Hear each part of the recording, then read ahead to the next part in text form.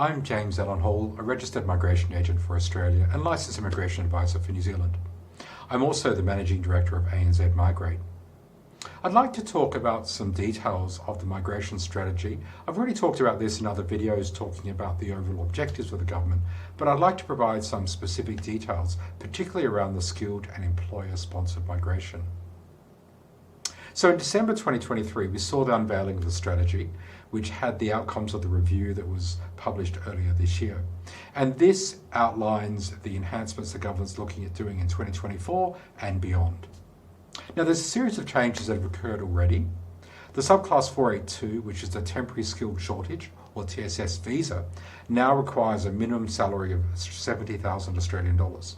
This will be indexed annually, and the next increase will happen on the 1st of July 2024. In November 2023, we also saw the opening up of a pathway to permanent residency from this temporary work visa. And that's available now for all of the occupations under this visa. Previously, it was limited to specific high-demand occupations only, and the majority of occupations under the temporary work visa didn't have a pathway to go through to permanent residency. Now, this subclass 482 temporary skill shortage visa is the main employer-sponsored temporary work visa for Australia. Now, we are anticipating a new skills and demand visa that will replace this subclass 482 TSS visa.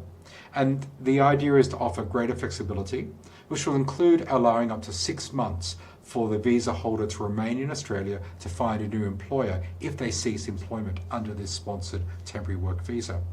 The visa will also be valid for a 4-year period, and there will be pathways again through to permanent residency.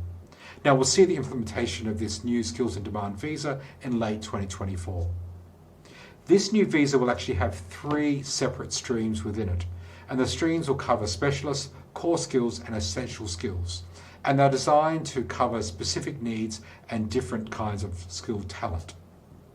The first stream, the specialist skills pathway, will be for highly skilled employees that have a high salary offer of at least $135,000 Australian. It will be open to all occupations except for trades, machinery operations, and drivers. And the government's also committed to priority process these applications within 1 week. The second stream, the core skills pathway, will be a general pathway that will cover the majority of applicants under this visa, and it will be open to all identified occupations in a new skills shortage list. The salary requirement for this will be the 70,000 salary, which, as I mentioned before, will be indexed annually. The third stream will be the essential skills pathway, and it's designed for lower paid workers but still have essential skills that are needed in Australia. We'll also see a simplification of the general skilled migration program. This covers the main points tested visas for Australia. The government is looking at recalibrating the points test, aiming to attract migrants that can make significant and substantial economic impact to Australia. They're likely to revise the point system to include points for having a job offer in Australia, have additional points for the partner having skills, and they're looking at changing the way points decrease with age. At the moment, there are big jumps. They're looking at changing this to a sliding scale where there will be a gradual decrease of points over time. Now, the government's planning to have a discussion paper issued early in 2024 to look at these reforms and discuss the options that would be done for this. The government has confirmed there will be no more places under the subclass 188 Business Innovation and Investment Program, or the BIPP. So this is a pathway that covers various business and investment visas for Australia. This is likely to be replaced by a single visa with 3 streams covering major investors, global researchers, and high-performing entrepreneurs. And the government will start consultations for the new program in mid-2024. It appears likely we'll see the re-emergence of an investor pathway under this, similar to the significant investor visa, which was based upon the $5 million investment. It's unlikely, though, we'll see any business owner pathway, previously known as a business innovation stream.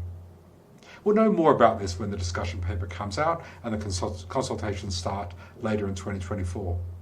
Realistically, at this stage, I wouldn't expect implementation for this new business and investment pathway until mid-2025. The government's also made no secret of its dislike for the current Global Talent Program and recognises the need for a new talent-based pathway. A new talent pathway is likely to be implemented in late 2024, and it's likely this will no longer require a nominator. It will likely focus on applicants with top skills that are in high demand globally, applicants that have human capital attributes that are desirable, even though they may not necessarily relate to specific skill needs, and an option for other exceptions that don't fit the standard mould that could be across several attributes for assessment, but would still demonstrate exceptional characteristics. The government's also looking at moving towards a multi-year plan rather than the annual planning they have currently, and with a greater focus on regional migration, and they're also looking at doing reforms for the student visa program. So we at ANZ Migrate are very excited about this, and we're ready to guide you through these changes. So stay tuned for updates, and if you haven't subscribed already to our YouTube channel, please subscribe, and we'll keep you updated on new changes as they come out. As always, we're here to support you through the process. Thank you for considering us for your migration journey.